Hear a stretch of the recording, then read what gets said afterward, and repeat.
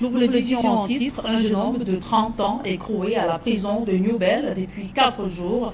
Le seul crime odieux de ce désœuvré nommé Patrick Noutan, c'est d'avoir critiqué la gouvernance du chef de l'État Paul Biya pour le chômage endémique qui mine la jeunesse.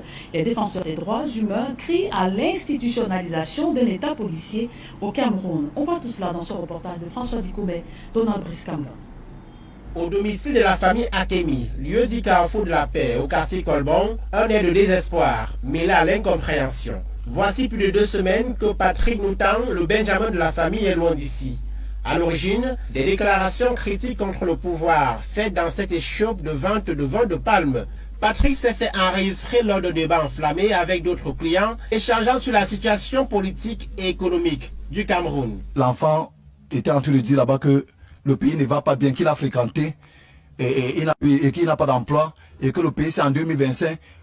Étant sous, il dit qu'ils vont gâter le pays, il va gâter le pays.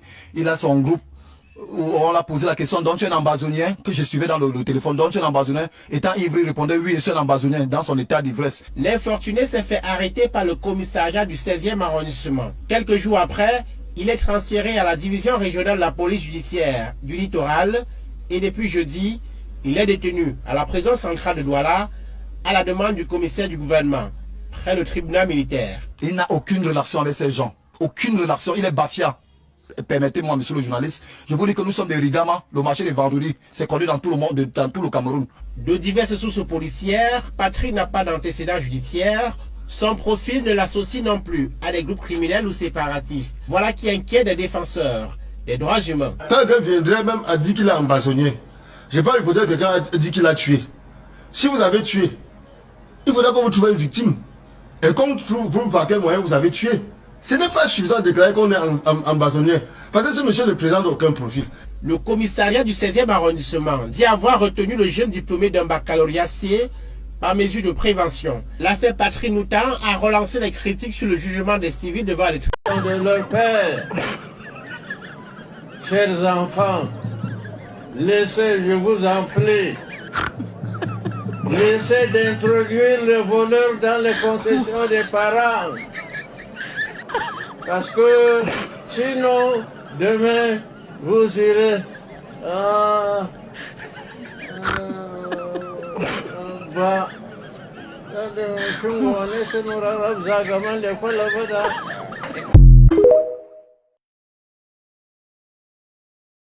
on devrait, en priorité, fermer les trous et les nids de poules qui causent la mort de ces centaines de Camerounais, que de penser à construire les péages automatiques à concurrence de 42 milliards. Mais c'est totalement insensible. C'est inacceptable. Il faut que le ministre arrête ça. 42 milliards pour nous aider à fermer les trous sur les routes. Il faut mettre le péage, les tourner sur quelle route? C'est vouloir mettre la charrue avant les bœufs. Le péage de ce type doit être construit sur des routes bien appropriées, sur des routes bien construites. À l'heure actuelle, ce que le Cameroun a besoin, c'est d'un ministre qui peut aller à l'international chercher des investisseurs qui viennent aider le Cameroun à construire des autoroutes sur tout l'étendue des rois, un peu comme au Nigeria, et se faire rembourser par voie de péage qu'ils auraient construit eux-mêmes. Vraiment que ces ministres rendent au président Biya ce qu'il les a donné en leur nommant ministre. Ce monsieur nous a facturé 1 kilomètre d'autoroute à 7 milliards. On est à 12 ans. Il n'a même pas fait 50 km. Tout ça, c'est vraiment très embêtant. C'est très embêtant de voir des patriotes qui se comportent comme des irresponsables. Il veut construire il veut gaspiller 42 milliards pour construire des inutilités. Alors que le peuple camerounais se demande même encore à quoi servent les fonds de péage récoltés depuis l'instauration. Vous voyez comment ces gens... Le véritable problème de ce pays, c'est que le président Paul Biya n'a jamais eu le genre de ministre que lui-même a été pour le président Ahidjo. Mis à part le jeune homme de la Sanaga maritime, là, des transports, vous vous l'appelez?